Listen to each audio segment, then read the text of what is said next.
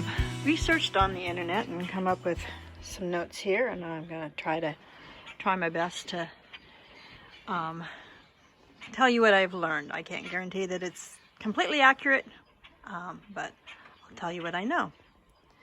As you may know, the Airstream company was created by Wally Byam.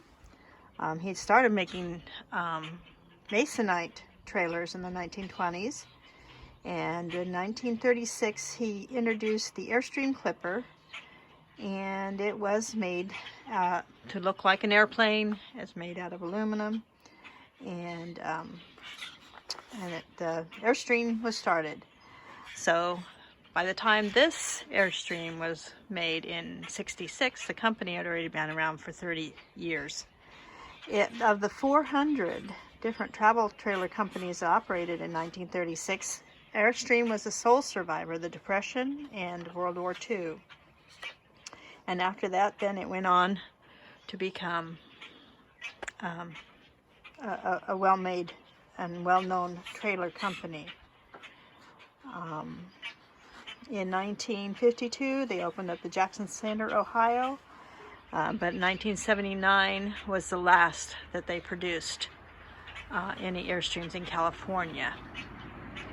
Okay, so that information was from Wikipedia, just some basic information. The rest of this information is an article written by Fred Caldwell from the VintageAirstreamClub.com in September of 2006.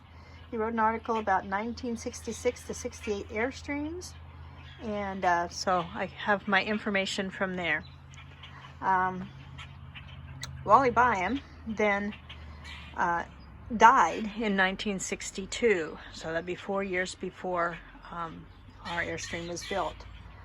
At that point in time, Art Costello had run the California plant, and he then became the owner of the Airstream company.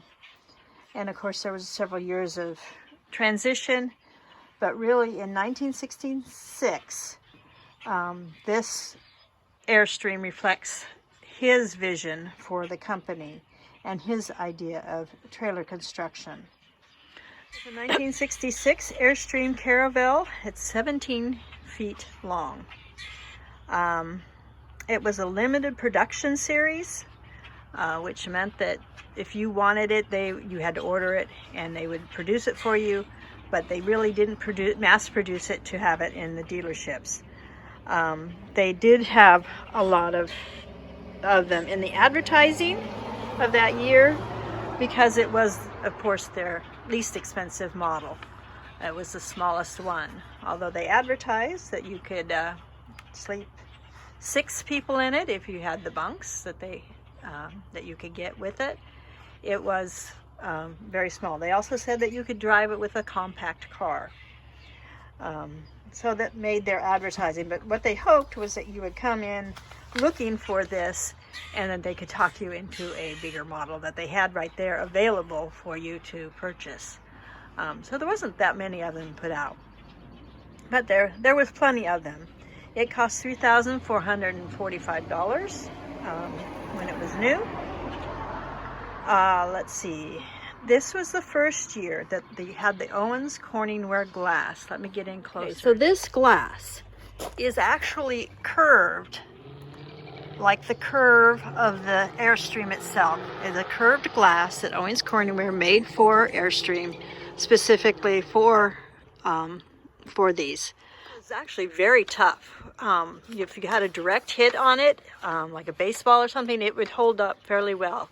What they found, though, was that the edges were a problem, and that they would crack at the edges.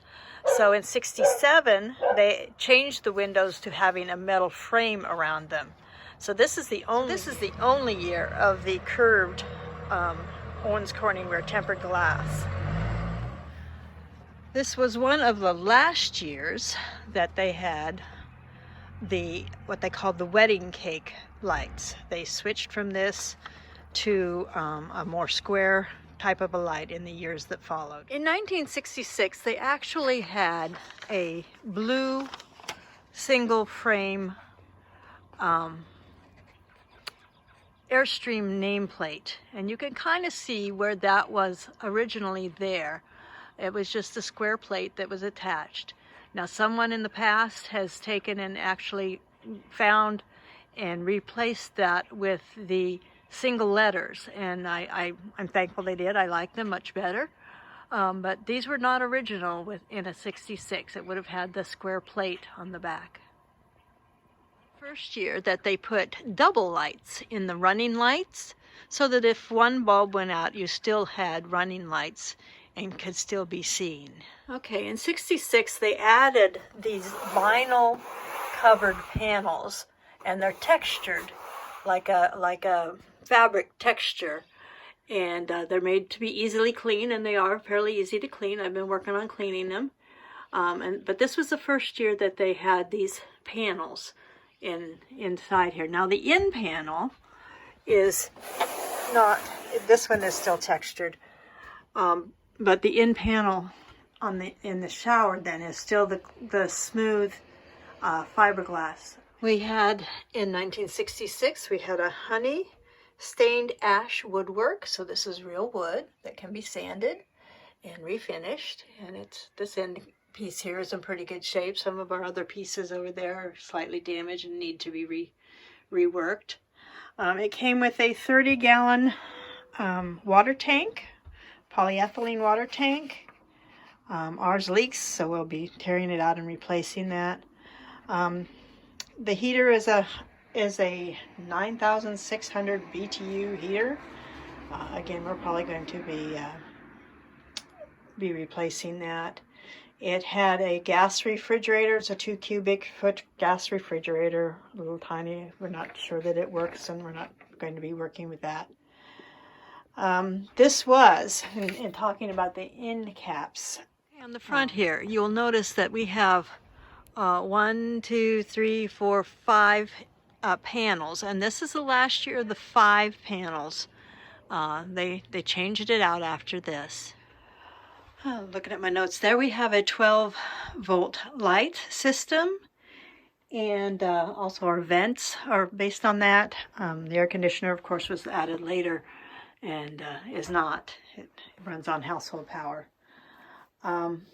We have aluminum electric wires in the Airstream body, which thankfully work, and we're not having to deal with that.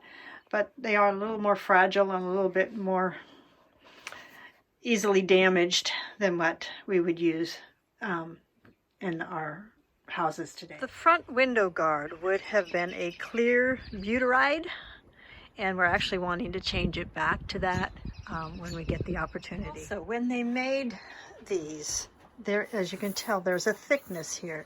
There's actually about 2 1/4 inches of fiberglass insulation there. Now, most likely it's shrunk down and it's not nearly so efficient as it was at the time, but Airstreams were well known for withstanding the cold quite well. We have a slide-out table here that pulls out and sets up, and it works very nicely. This was the last year that they had the slide-out table. From then on, they put a booth in and some other variations and changes in the plan, but this is the last year for the slide-out table. This was the first year that they introduced what they called a walk-through shower. And the advantage of this, having the shower here, is you have all of the headroom to be able to stand and take your shower. It was quite commodious that way. The disadvantage is that you have to make sure it gets dried out before you step in here to wash your hands or do something else. The shower floor would be wet. They also had what they called a telephone shower head. And it's pretty interesting looking, and I'm hoping ours works. I can't get a real good picture of it. Hopefully later on when we're working on it, you'll get a better picture. But Airstream is known for what they called a Duratorque axle. It actually had tubes of rubber frozen and pounded into the axle and then warmed up and released, and that's the shock absorbers that are in it. So it's a very unique axle for Airstream. As I said, our Airstream the Airstream company would have been in operation for 30 years when they made this in 1966. It's now over, this Airstream right here, right now, ours, Miss Dottie, is 50 years old. And so Airstream's been around for 80 years at least. I do believe that we are the 4th owner of the Airstream. The last owner, the lady and her husband, had owned it for 20 years. They had had it here in Pennsylvania, and they had had it in Colorado. Her grandfather had owned it before that, and then he bought it from the original owner. There are some stickers on it that indicate that it had been in Florida. There's a very faint Mickey Mouse on the back, and there is a label on the front stating that it was worked on in a place in Florida. So that's all we really know about this particular Airstream's history. We are really enjoying having it and dreaming about what all we're going to do, and it's been a lot of fun just coming out here this evening and telling you about it. My theory is any day that we get to spend with the Airstream is a good day. So I hope you enjoy this, and please like us, subscribe, and we will see you next time.